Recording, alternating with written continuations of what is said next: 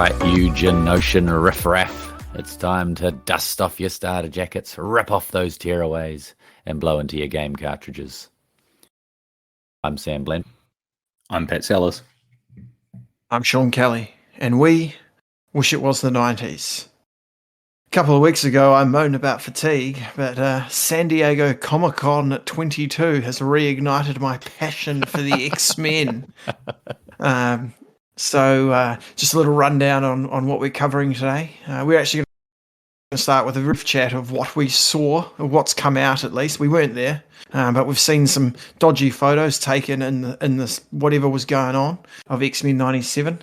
Then we'll cover off Sanctuary 1 and 2, Xavier Remembers, Courage, Secrets Not Long Buried, and Nightcrawler. There's been a request in the Slacks for time codes, but we'd prefer you to fast forward and rewind like a tape deck.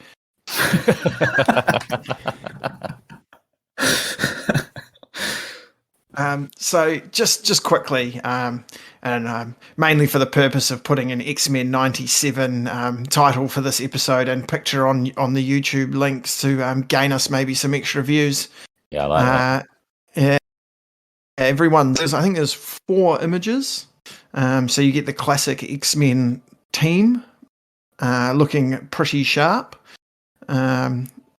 Pretty. I was wondering if they might change the uniforms or anything, but nostalgia reigns supreme here. Although we'll come back to outfit changes. We get an interesting lineup of villains. Are they villains? Well, one of them is. So you've got Sinister at the front and middle. Sorry, Emma Frost, the White Queen. Old mate Callisto of the Morlocks. That looks like Sebastian Shaw of the Hellfire Club in the Inner Circle. And I'm led to believe that lady on the far left is Valerie Cooper, who's like a government person who sometimes friend, mainly foe of the X-Men. It was Miss Scarlet. Well, we can only dream. Then there's a lineup that could be X-Force. That's got Cable, Bishop, Forge, Nightcrawler, what I think might be Morph in his more comic-accurate Morph face. Yeah, okay. I was like, is that Caliban? But why would he be in that X-Men outfit? And yeah, so on the left. Sunspot. Never heard of Sunspot.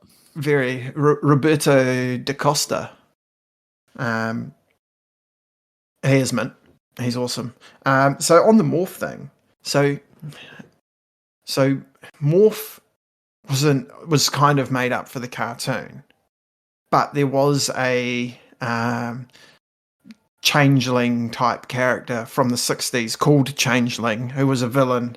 Then for a time in the 60s posed as the professor while he was away doing space things. And then just never really popped up again, Kevin Sidney. And then they never give Morph a human name in the cartoon. And then in 1995, you have Age of Apocalypse, alternative X-Men comic book world, where Morph is one of the X-Men. And it's that character, Kevin Sidney, but he's got this weird sort of like face kind of like this one. So I wonder if they're trying to bring that all together somehow. I don't really know. But yeah, I wonder, is that a potential X-Force lineup? Cable's obviously, well, maybe not obviously for Sam, but Cable's quite often the leader of X-Force. Sunspot's a member of X-Force. I'm mostly excited with Roberto Sunspot being there. Hopefully you get more Cannonball. I knew you'd be thinking that. What were you saying, Sam? It just seemed like it was like allies of the X-Men almost, from the people that I recognize in the picture. Yeah, that could be the case. And it could be like, yeah, these are some characters that are going to pop up again, as opposed to this is an actual team or something like that.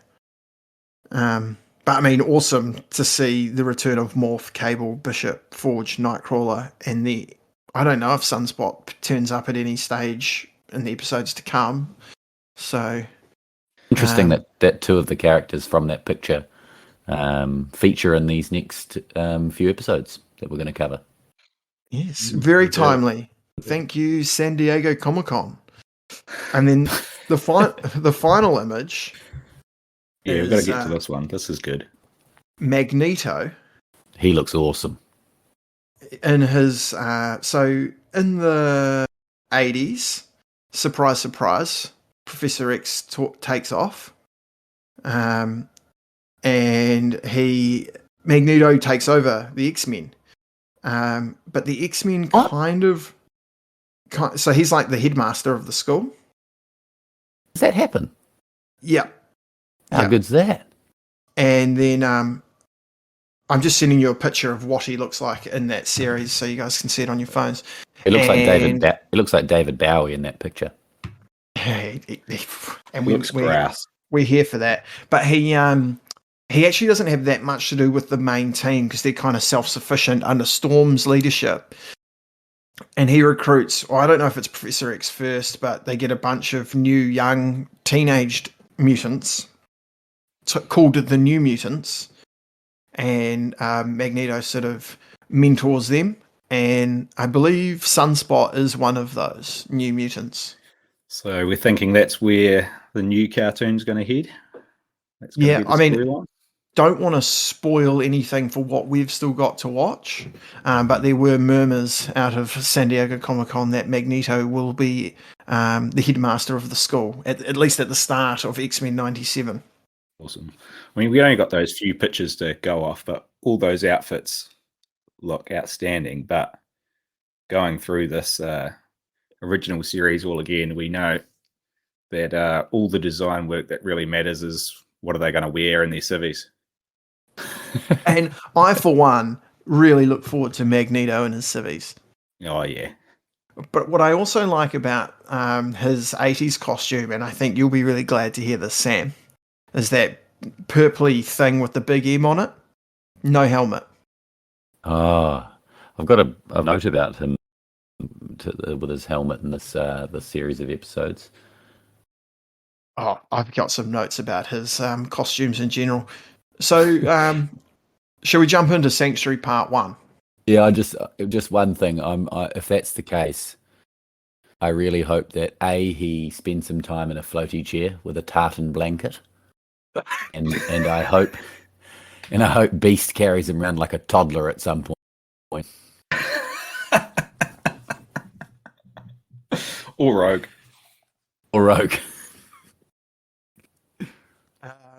Yeah, so Sanctuary. I think I said this at the end of last episode. I couldn't remember a lot of these episodes, and 2 minutes into Sanctuary, I now know what this is based on, and this is great.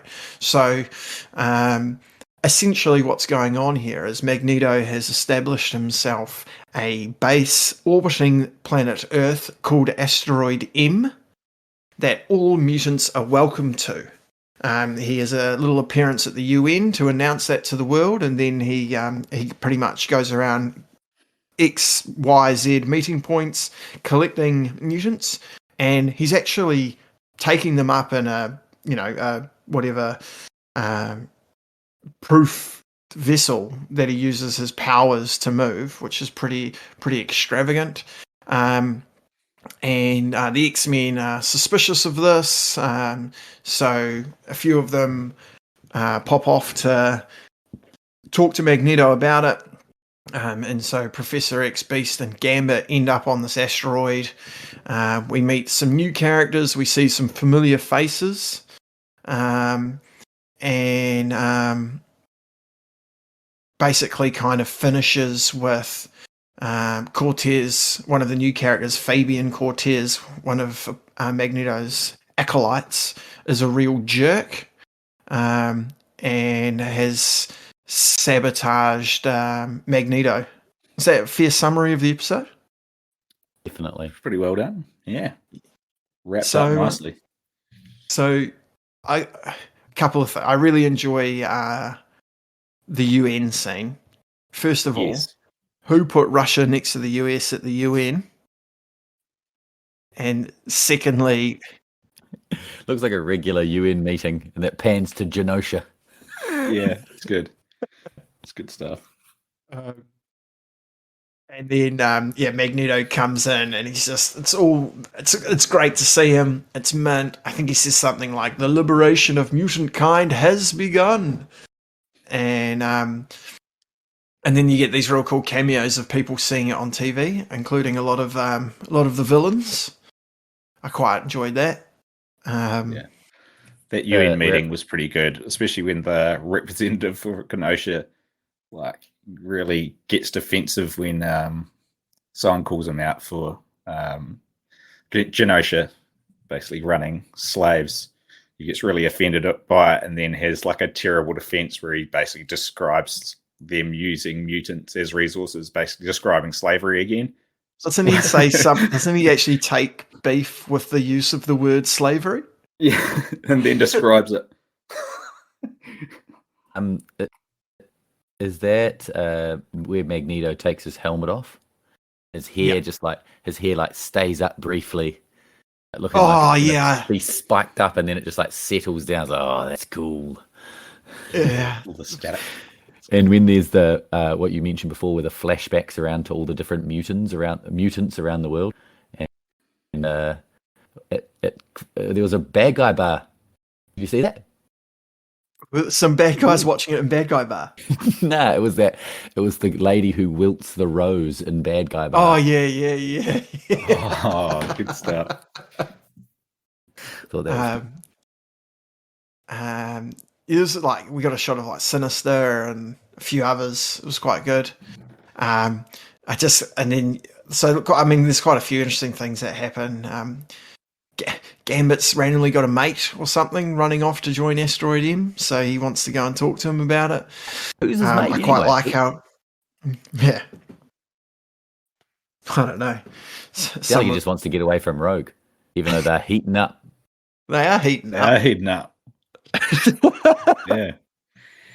I quite enjoy the fact that Kelly and the Prof have a hotline to talk to each other. Yeah, that's real bizarre. Now, Professor X is constantly demanding to talk to the president these days. They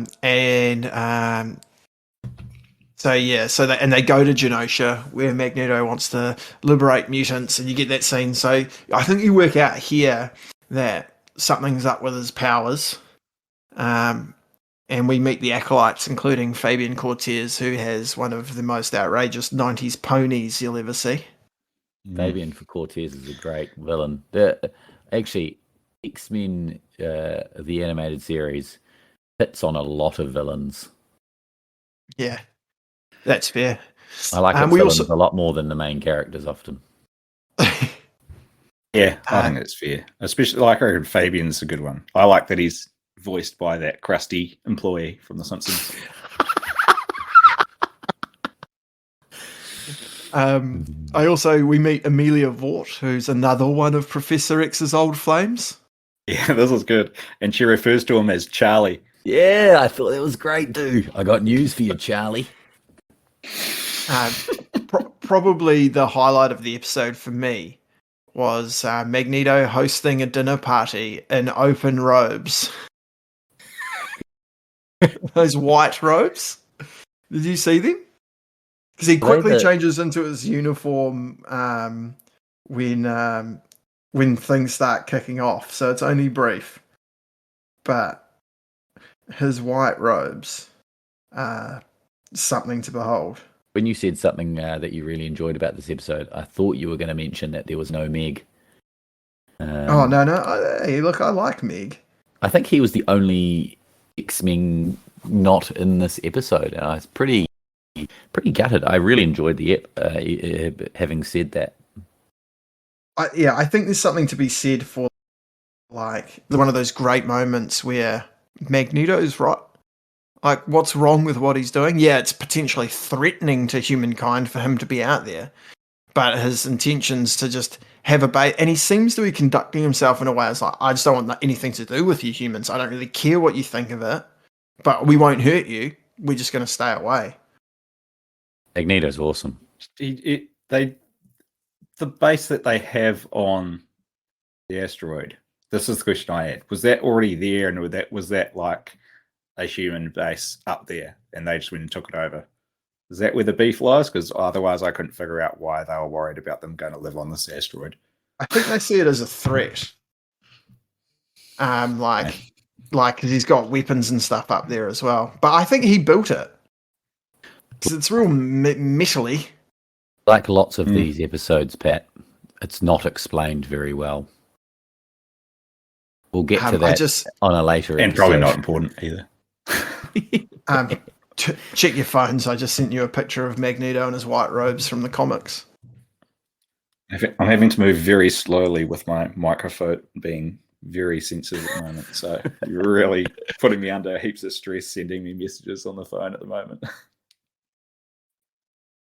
He looks like some kind of sensei. Yeah, how good. The only other thing I noticed is there were some flashbacks of the X-Men. I don't know what they were doing, but original X-Men. And Warren was in there. And I thought it was made pretty clear in the previous seasons that they didn't know him until the Apocalypse stuff happened. He's Archangel, eh? Yeah. But he was flying around in his awful 60s duds. Anyway, so episode 2, right? So basically what's happened is Cortez is powering up Magneto. That's why Magneto's powers are fluctuating. So he's given him extra power, but then it depletes him. And so he's basically set the X-Men up. He's kicked he thinks he's killed Magneto. He sets the X-Men up to take the blame. And so the X-Men have to escape, and they do, but Professor leaves Gambit behind because he's a jerk. The X-Men, so they go back, and there's lots of random appearances. The X-Men decide they've got to go back and stop the asteroid M from bombing Earth or whatever and saving Gambit, and it's a bit of a disarmament mission. And they do get up there. They manage to stop it. Magneto's not dead, and Cortez gets exposed by virtue of a VHS recording. And then it sort of finishes with Magneto deciding to abandon Asteroid M, and Apocalypse shows up at the very saving Cortez, and appears to be with Deathbird of the Shi'ar. So it's quite an action-heavy episode. Couple of highlights: Cortez laughing maniacally, which is what it says on the subtitles. He's quite punishing throughout this, to be honest. Although I did find it quite funny when he's like constantly trying to really accelerate things for Magneto. Remind me of like the really annoying kid at school, like whenever there was conflict, like trying to get two guys to have a fight. Crack him! He said your mum's fat. There's more sort of Magneto Nazi flashbacks. I noted that it seems a really bad time to have a funeral for Magneto with Gambit captured on the asteroid. And the weird thing about that was Rogue was like saying, all I can do is think about Magneto. I was like, surely you should be thinking of Gambit. I didn't pick up on that. More hints to their random comic book history. Rogue and Magneto. From their time trapped in the Savage Land together. Was Rogue with him in Savage Land? In the comic books. Oh, okay. Yeah. But really is taking a turn this season. What is? Gambit is just for the good. Like, he's less creepy. He's a lot less self-serving. He's taken on feedback and he's improved himself. He's happy to sacrifice himself. Fair. What did you guys think of the X-Men spacesuits? I thought Wolverine's particularly liked Batman. Yeah, Meg is Batman. Yeah, he looked when you real good stuff. Yeah. When you first see him, can't remember if it's Cortez or Cortez's sidekick. It's like, something's wrong. And then the doors open and just Meg goes, yeah. And he just like flies out as Batman. I thought all of the spacesuits looked awesome, except Professor looked awful.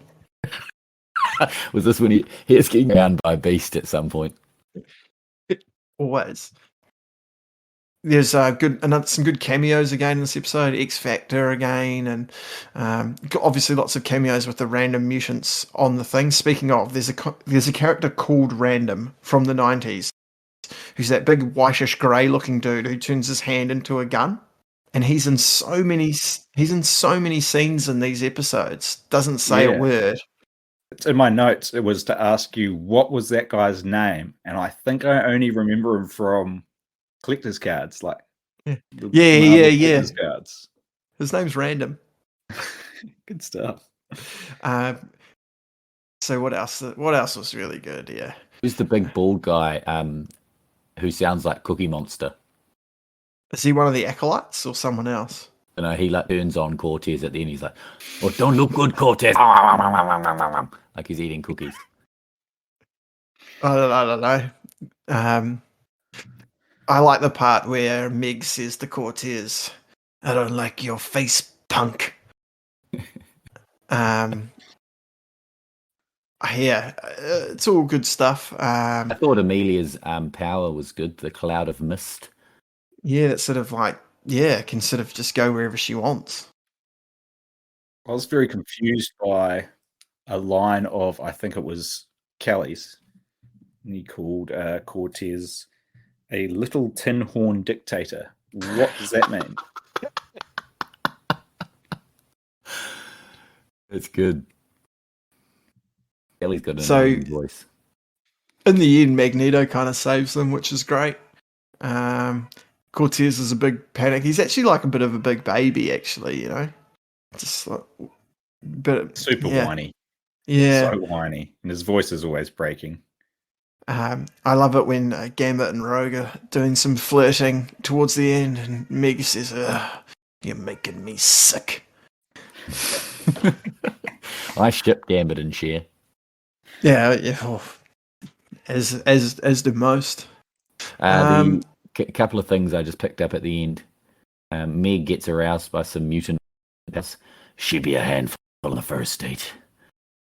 And at the end, when Apocalypse pops up, I saw it was Apocalypse, and you don't hear the voice first. Maybe Pat could answer to this better than Sean because he's the voice man. It is definitely not the Apocalypse voice from earlier episodes. Ooh, I didn't notice. Ooh. Yeah, I didn't notice either, but that'd be worth having a look. See if you've. So you heard the voice, and you can see the body, and I was like, "It's definitely Apocalypse." I was like, "But that voice isn't right. So who is it?" And then Apocalypse pops up. I was like, "This is wrong." Interesting. Well, no spoilers here, but I'd like to investigate that further down the line, perhaps. No, Apocalypse didn't pop up in the next episode, so. So all in all, I really enjoyed Sanctuary 1 and 2. Sam, you would have enjoyed all this space stuff. Hey, with the lack of Meg and space stuff, I really, really enjoyed those two episodes. I thought they were a lot better than pretty much all of season 3. Yeah, there you go. Maybe Magneto popping back up is the denominator there. I don't know. Mm-hmm. And then we ready for the next episode? Yeah. Any more? Yeah. So something titled Xavier Remembers always makes me nervous. Professor Heavy episodes. Yeah, I'm really going to have to listen to this summary because I pretty much zoned out for this entire thing. Yeah, it says, "Fuck, I'm bored." This was not one of my favorites. I don't like it either. But so just overall, Xavier's having weird nightmares, and I couldn't work out if the students were the X-Men were actually in these scenarios, or it was nightmares. It was very confusing. But that's sort of what's going on. It turns out it's the fucking Shadow King again. He's back. That was Storm's episode day. Yep. Yeah. All right, cool. Yep. And turns out he's got history with the Prof. I don't remember if that was alluded to or not in Storm's episode. We get some astral plane stuff again. And so Shadow King sort of ends up possessing the Professor. So Jean comes to the rescue. And then they battle him in the astral plane with lightsabers. And are eventually, with the combined psychic might of Jean and the Professor, they are able to flush the Shadow King down the astral toilet, literally at the end of the episode. He just goes down a big swirly thing. And that's, yeah. I mean, there's some interesting things that happen in this episode, but some good cameos and stuff like that, but yeah. Thoughts? I liked when that little old lady stole Xavier's wallet. Wasn't that Storm? Young Storm? Yeah. Young Storm, wasn't it? Yes, young Storm. They gave her the full white hair. Yeah. It's interesting that and Meg saying Shadow King ectomy, which was... Yeah. I say we do a Shadow King ectomy.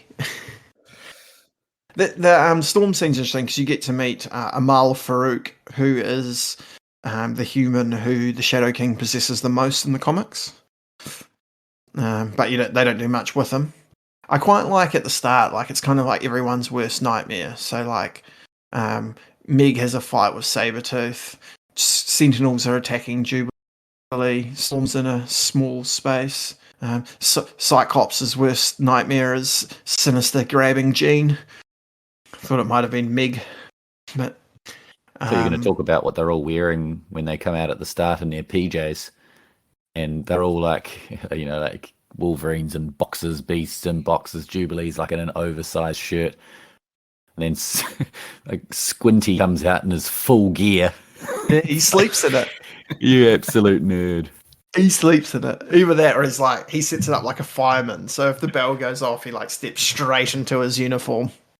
Squinty's picked up on a few things though. He must have heard us mugging Beast off for his fighting, because as soon as they realise there's something happening, he's like, Beast, see if everyone's all right. Everyone else, let's go.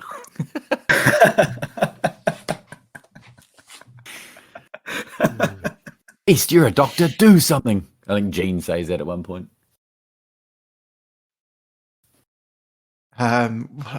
Beast also says at one stage when they're trying to work out what's wrong with the Professor, it seems he has an unaccountable biological condition. Yep, that's what it seems. That's just weird. Yeah, not a huge fan of astral plane. I just feel like if you're on the astral plane and it's just like whatever you can imagine, it would be more than just lightsaber fights. Well, my notes say space fight scene with chalk outlines of X and Jean, sabers, whirlpools, and an armored reptile. WTF? Like, what is that armored reptile? Was that the Shadow King?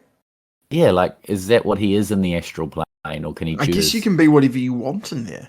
Well, why? I always thought he was that. What are the chalk outlines then? I don't know. So confused, because almost as much as Meg, because Meg at the end of the episode, I'd sure like to know what the heck just happened. Yeah, I've got that written down, and the next to it I've got me too, Meg. Oh, should we get to Courage? Yeah, definitely. I like Courage. Courage is awesome. I have very few notes on Courage, like I did for that last one, but for very different reasons. I don't have any notes on the Xavier one because it was dumb. This one, I was just fist pumping. The boys are back. That's what Morph sounds like too. I really like how it opens with the bagpipes. I'm just like, Muir Island, it must be. Anyways, so it is. So Morph's got the okay to rejoin the X-Men. Turns out Morph's back, so are Sentinels. Tough timing. We get a Meg and Morph team up to go and investigate some stuff, and there's a bit of Sentinel trauma for Morph.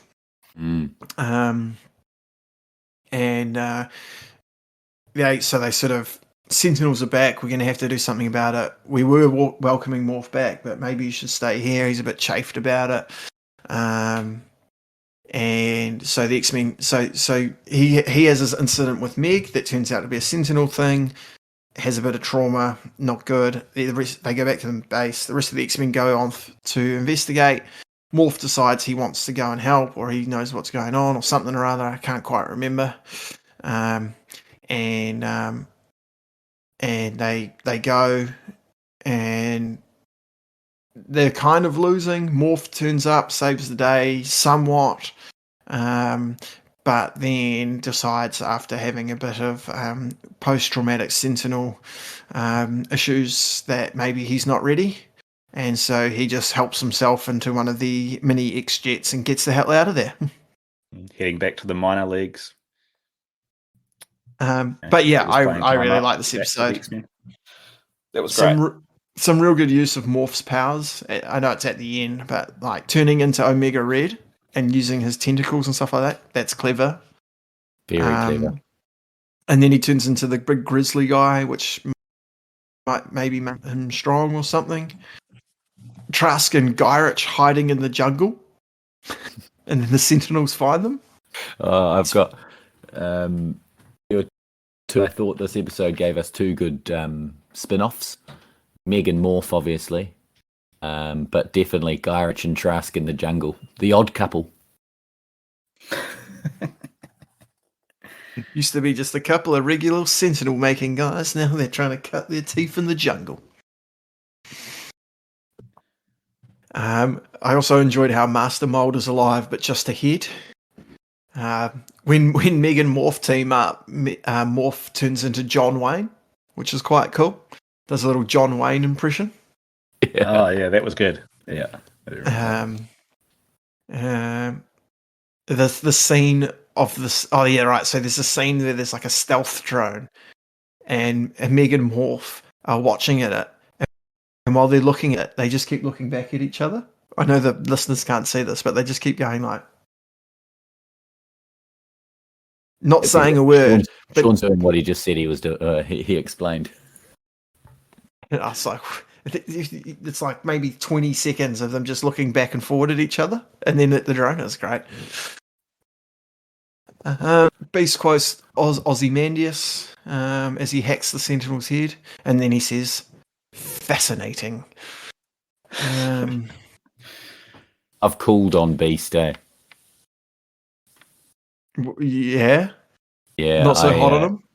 Well, I was hot early on. He's slowed down my rankings quite quickly. Can I go through a couple of things I liked and a couple of questions? Yeah. There's a quote at one point. It says, "If it's for Gambit and Rogue, you're a week early." Is that referring to their wedding that's coming up or something? I don't know. Are they just on holiday? I don't know. Do they get married? I don't think so. I was real confused. Meg is obviously the happiest. Off on a mission. Yeah, Meg's the happiest he's ever been. Couple of things. So in the first episode, that's the one where Morph dies, dies. Yeah. So I don't think we hear him laugh in the first episode. Doesn't he laugh to himself when he's like impersonating things he's watching on TV when Jubilee sees him for the first time? I can't remember. I don't remember his laugh. Like, so he did his laugh in this episode, and it was like that evil laugh that he did when he was evil Morph. Morph with bags. And I was just like, it just doesn't, doesn't fit. Yeah. It just doesn't fit the good Morph to be laughing like that. I was like, this seems the weird little high-pitched sort of cackle. Yeah, like Pat did before. Whoa. I like Morph. I'll take a Morph laugh. He's a great character.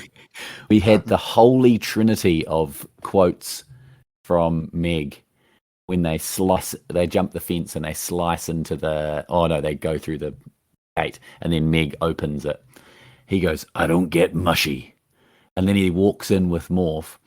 "Looks like a place after a card game." And then Psyche says something to him. He's like, "Keep your shirt on, pretty boy." And then it's like quiet for a couple of seconds, and then you just hear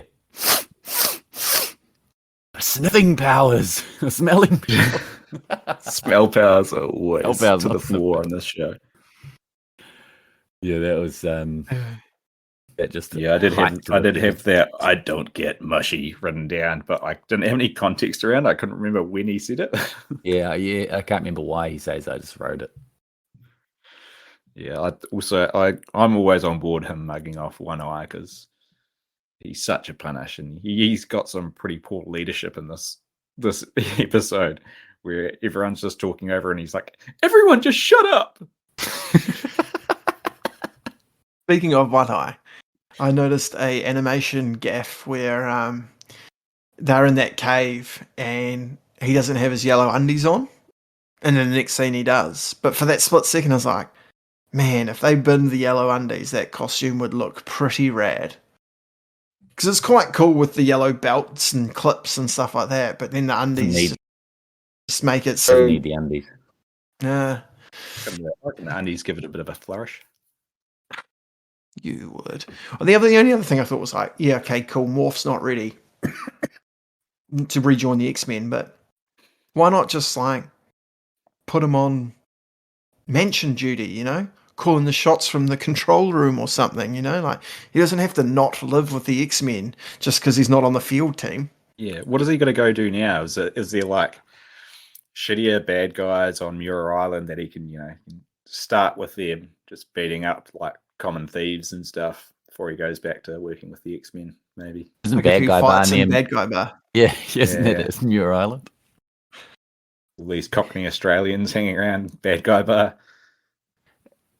It's obviously Sean because Professor X is a terrible leader. He really is. Actually, bit of a segue.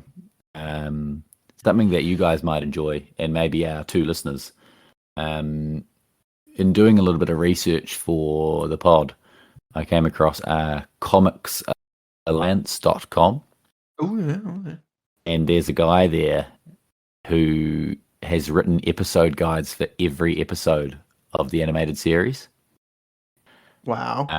It's really, really good stuff. Very, very funny. Chris Sims is his name. And you'll be glad to know that he fucking hates X. That's good. He thinks One Eye is an absolute mug. And shit, his write-ups are just fantastic. He takes the piss out of what they're wearing. For instance, I'll just read this out. He's talking about I think they're civvies at this point, and storm civvies in particular. So we have an emerald green one-piece pantsuit under a yellow-green sleeveless trench coat, accessorized with a headband and a matching choker and necklace, plus gloves underneath shorter white gloves, which also match her white ankle boots. Lady, a solid 40% of my wardrobe was purchased at professional wrestling events, and even I know that's a fashion catastrophe.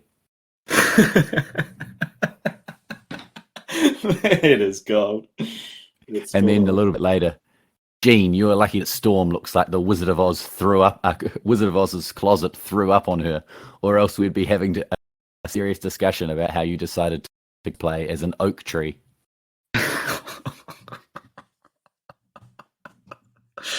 Oh, it's good stuff. So, Chris Sims. I have to switch this podcast to just reading out his guides. Right. I bet you guys aren't excited to talk about secrets not long buried. You would be wrong. I love this episode. This was my favorite episode. It was all over the show, and I loved it. You are a battler. You're a solar reveler. It was a one shot that made no sense, and I reveled in it. It was awesome. This is the classic one-shot model where one character leaves and goes and does something. It's kind of similar to some of One Eye's other one-shots in that he knows someone, so he's off to do something. Anyway, so Cyclops hasn't heard from Taylor Prescott, who he hasn't mentioned ever before, but anyway, he knows him through his orphanage days, and he's a good guy for mutants or something. So he's out in the desert looking for him, and this plane crashes due to Psychic Dog Man. And then he's in this tiny little old west type Watchdog? town. Watchdog, yeah. Watchdog? Yeah. Yeah, I am talking about Watchdog. And his powers don't work for some reason, and there's heaps of scared people and bully villains. There's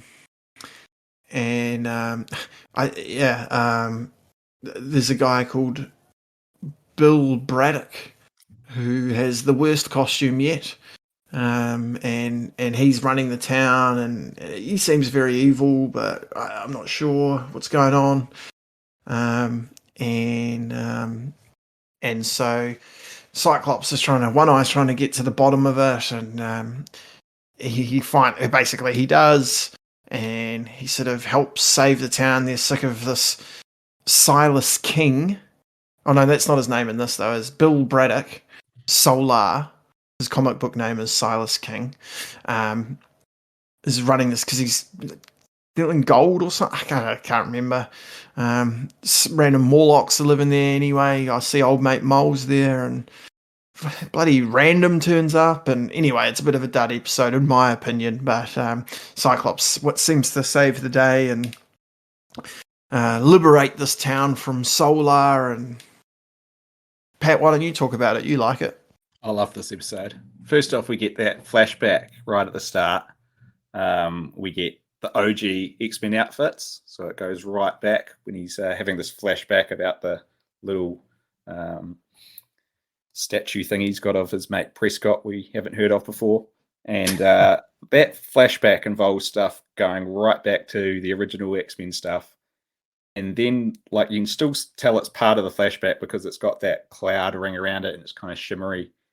And it's also got, like, a conversation that he's obviously just had, maybe 5 or 10 minutes before he got on the plane. It's like, why does that need to be in the flash? Why don't you just start the flashback when he was doing that? It made no sense. So I loved that. Watchdog was a big, giant dog man that, I did like Watchdog. I quite liked Watchdog. I liked it showed Scott's character quite a lot. Old One Eye, like he tries to pick up a ride after crash landing and immediately fires up at the guy that picks him up, who's just so nothing but helps him the entire time. One Eye is just an absolute prick to him. I noted this down. Come in real hot. I really like the bad guys. I like a glam rock villain, which this series loves a glam rock villain in Solar.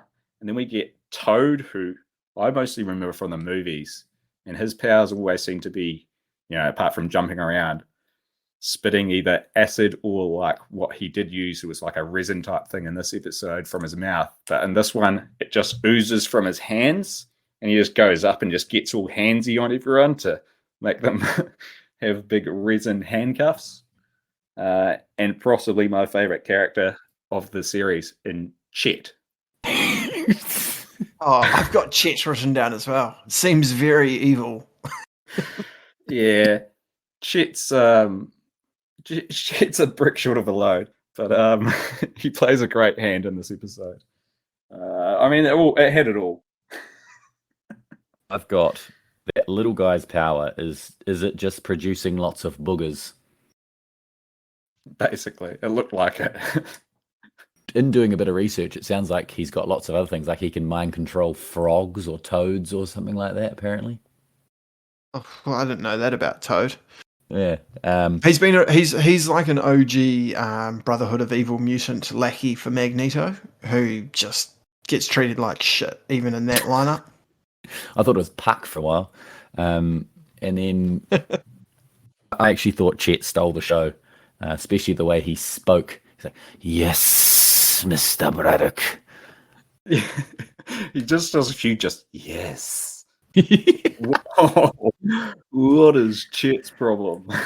I just thought the episode was horrendous, absolutely awful. I just put at one point, what the fuck is this episode? Because obviously It's like they're gonna torture him at one point. They're gonna torture Cyclops. And then suddenly it just cuts to him, and he's walking back into that the guy who helps him's house, and then he's back. Yeah, with, I don't and know then how he got away. And he's back with him, and then suddenly goes back into this guy's house. I was like, we're missing scenes here, or something's going on. Yeah, it made no sense. And they wrapped up the ending really quick. Like, this town's obviously been trapped by these 3 pretty hopeless villains that don't seem to have very good powers or just general strength, and definitely don't have the strategic sort of foresight to pull this off. So it kind of seems like the town really gave up at some point, like, because they turned the tables on them pretty quick when they try. Mm. They gave up like that guy in Deliverance. Put up no fight. I got just a couple of things I was keen to mention. There's a flashback with One Eye getting picked on by some classic jock bullies, and I'm like, I wouldn't bully a guy with lasers for eyes. I'd be out of there. And, I would, however, bully a lady who can grow bushes and trees really fast. Shout out to the gardener lady. There's also another appearance from Random. He's in this town, so he's moved on from Asteroid M to this town. And just so I did some, because I was like, surely this Solar, this Bill Braddock's a real character. But as I think I said this before, Silas King was his name, and he was a Captain America villain from the 70s, but also a mutant, so he fits in here. And Braddock's an interesting name choice for a change, because I don't think we've met Psylocke yet, eh? I believe so, but I think, did we get like one of those weird little cameos of Captain Britain? That's what I was Yes, going to. I was have. actually going to ask if this guy was any relation. Billy Braddock, maybe, because it's Brian Braddock and Betsy Braddock. So Billy Braddock. I know there is a third sibling. Like one from the future or something, isn't he? Yeah, you'll meet Psylocke a little bit later, Sam. She's a kick-ass crime fighter in a swimsuit. But yeah, I think that's probably enough said about Secrets Not Long Buried. Definitely. Loved it. Best episode yet. So, Nightcrawler, very, very accurate to his actual origin story in the comics. So Nightcrawler is German, is in a little small town, and he's getting attacked by a mob who think he's a demon. We get Rogue, Gambit, and Meg on vacation skiing in the Alps, and they hear about this demon, so they go and investigate, and basically they initially want to attack Nightcrawler. They think he's a demon, then they find out he might be a good guy. We get some flashbacks we'll talk about in a minute, and basically, it turns out that some of the priests or brothers of this monastery or church are looking after him because Nightcrawler's a man of God. One of the brothers, Brother Reinhard, narks on him, and the mob comes after them again, and a mob of pitchforks and laser guns, and then the 3 mentioned X-Men and Nightcrawler sort of save the day somewhat, and then we finish with a nice little scene of Gambit and Rogue in Paris, and Rogue walks in on Meg having a little prayer time. God-fearing man. I really enjoyed this episode. Sam, I'm going to go to you first, because at the end of the last episode, you said that you like the sound of Nightcrawler until we mentioned religion. But watch this episode. Thoughts on Nightcrawler? I very much disliked this episode. Because of its religious angles? I don't know if maybe it was. I thought about the religious angle side of things. No, I just didn't enjoy it. I don't know why. It probably is the religious overtones. I really like this episode, but then I'm like, is that because I know who Nightcrawler is, and he's The a big baddie. time X-Men character? Nightcrawler. Oh, well, yeah, I just assumed his name was Nightcrawler. I was like, he's got to be a bad guy. Yeah. Well, he gets his name. I think he mentions it in this episode. He was called the Amazing Nightcrawler when he was in the circus. He gets his Robin background story. It's very Flashback. much the Robin background story. Being in the I really circus. like this as well, but it got off to a flyer when they were on their skiing holiday and they had their 90s ski suits on. That was outstanding. They had some absolute rippers. Serious objectification of Rogue in this episode. So when the priest tells her to wrap up. She gets her sleeves ripped off. And she's just walking around all sassy. I quite like their ski kits as well. I love it when Rogue says to Gambit, "You sure you don't want some help?" And Gambit says, "Of course not. Gambit, a natural athlete," and absolutely bails. I was really rubbing my hands at the episode when it was, the couple that I ship plus Meg as the third wheel. I was like, this is going to be fucking awesome. I think Rogue or Gambit says, "Hope you're happy," to Meg, and straight away he's like, "Don't know the meaning of the word."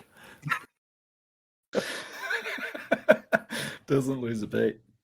And when they get piled up on by the avalanche, Meg cuts the snow apart with his adamantium claws.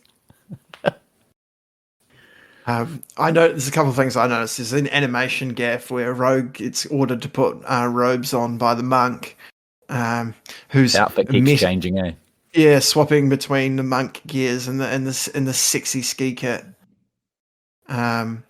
And then I think the flashback's interesting to find out that Mystique is Nightcrawler's mother. Yeah, that was my only other part that I thought that was a really good twist. It makes sense with the color of their skin. Yes, yeah. And we get a nice, good old fashioned Rogue scream. I just noted Gambit's a real passenger in this episode, but I still enjoy him being there. And yeah, it seems like Meg's got some real religious hang-ups, but also at the end maybe Nightcrawler's helped him to find a bit of peace or something. I don't know. How do you feel about him basically mirroring One Eye from the last episode when he was just going straight to aggression when he comes across Nightcrawler?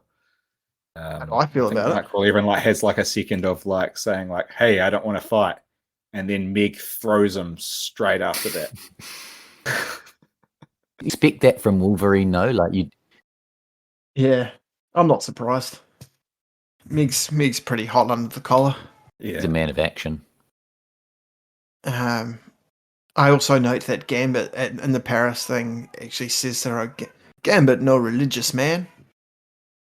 So he hasn't learned anything. Not saying that you were supposed to learn something, but one interesting one I had a note on at the start when the mob's chasing Nightcrawler. There was no use of destroy him. Someone actually yelled out, "Shoot him!" I was like, I didn't know they're allowed to say that. They've never used that before. Normally more about destroying people. Speaking of,